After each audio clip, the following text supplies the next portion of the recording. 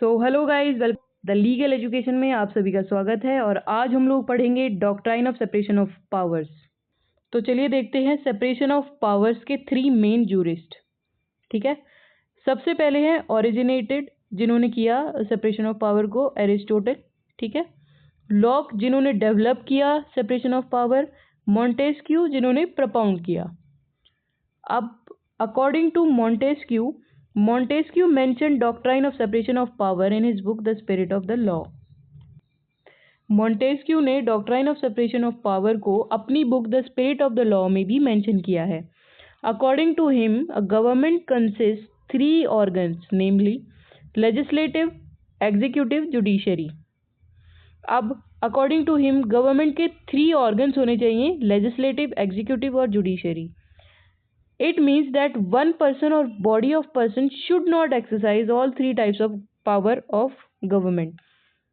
तो किसी भी एक पर्सन या फिर बॉडी ऑफ पर्सन को तीनों ऑर्गन्स की पावर को एक्सरसाइज नहीं करना है। ठीक है, हर किसी ऑर्गन में अलग अलग पर्सन्स बैठेंगे। ठीक है, the legislative should exercise legislative function and power and should not enforce it. अब जैसे कि लेजिस्लेटिव है, वो सिर्फ लेजिस्लेटिव के फंक्शन और पावर को एक्सरसाइज करेगी, ना कि एग्जीक्यूटिव के। जैसे कि लॉ मेकर्स हैं, अब लॉ मेकर्स सिर्फ लॉ बना सकते हैं, ना कि उसको इन्फोर्स कर सकते हैं। इन्फोर्स एग्जीक्यूटिव करेंगे। ठीक है, the executive should not control the legislature. अब इसमें भी यही है कि एग्जीक्यूटिव लेजिस्लेचर को कंट्रोल नहीं करेंगे। The judiciary should be independent of the both legislature and executive. तो जुडिशरी को इंडिपेंडेंट होना बहुत, जुडिशरी पे किसी चीज़ का भी दबाव नहीं होना चाहिए, ना लेजिस्लेचर का और ना ही एग्जीक्यूटिव का। ठीक है, अब advantages of separation of powers देख लेते हैं। It promotes efficiency and specialisation. अब ये एफिशिएंसी और स्पेशलाइजेशन को प्रमोट करती है। जैसे कि अगर अब जो लॉ मेकर्स हैं, तो जो लॉ मेकर्स होते हैं वो सभी सारी फील्ड में स्पेशलाइज नहीं होते हैं। ठीक है, अब किसी को मेडिकल फील्ड में लॉ बनाना है और उसको मेडिकल फील्ड के लिए कोई भी नॉलेज नहीं है, तो किसी ऐसे पर्सन को मेडिकल फील्ड के लिए लॉ बनाना होगा जो पर्सन उस फील्ड में स्पेशलाइज्ड है। ठीक है, तो इससे एफिशिएंसी और स्पेशलाइजेशन दोनों बढ़ेंगे। और चेक एंड बैलेंस, देखो चेक एंड बैलेंस बहुत इंपॉर्टेंट एडवांटेज है।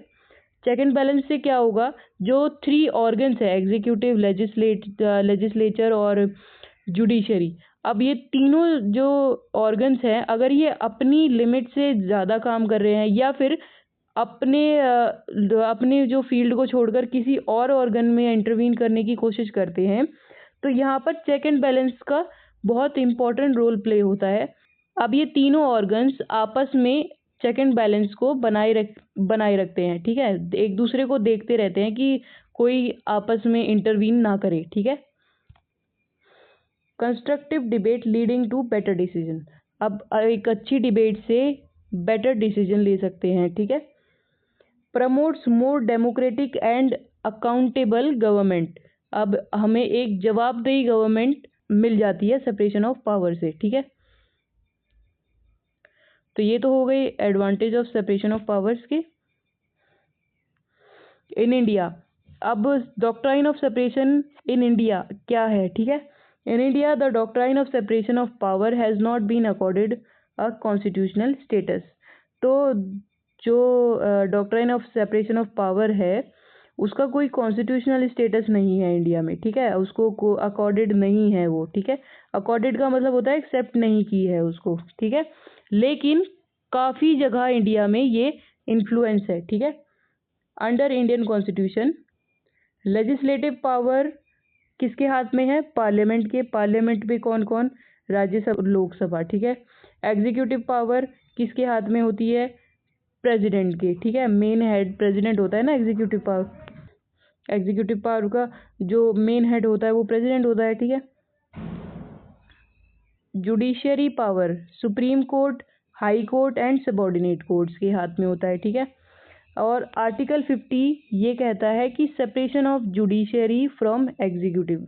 जो जुडिशरी है वो एग्जीक्यूटिव से सेपरेट रहनी चाहिए। ठीक है, in reality the president can issue ordinance which are legislative in nature. हम रियलिटी में देखें तो जो doctrine of separation of power है वो अच्छे से इंडिया में लागू नहीं होती है, क्योंकि देखो एग्जीक्यूटिव में आते हैं ना प्रेसिडेंट, तो और doctrine of separation of power में कहा है कि जो तीनों ऑर्गन है वो एक दूसरे में इंटरवीन नहीं करेंगे, लेकिन एग्जीक्यूटिव में जो प्रेसिडेंट है हमारे, इनको ऑर्डिनेंस इशू करने का पूरा राइट है। ठीक है, तो ऑर्डिनेंस प्रेसिडेंट इशू करेंगे, वो लेजिस्लेटिव हो गया ना इन नेचर में, तो इसलिए हम पूरा अच्छी तरीके से जो doctrine of separation of power है इसको फॉलो नहीं करते हैं। ठीक है, तो गाइज यही थी आज की वीडियो।